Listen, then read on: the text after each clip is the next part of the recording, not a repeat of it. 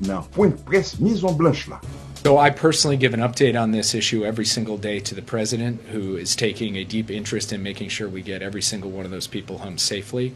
The main thrust of our effort thus far has been to deploy a significant number of law enforcement specialists and hostage recovery specialists to work closely both with the ministry, the families, and the Haitian government to try to coordinate and organize a recovery.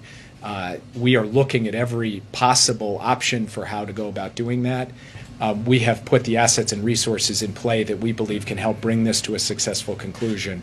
But these things operate and have operated in Haiti historically on different timetables, under different circumstances, and so we need to manage this situation as carefully as possible so that at the end of the day we achieve our objective, which is the safe return of every single one of those, both adults and children. And the children aspect of this is something obviously the president is quite focused on to make sure they're taken care of.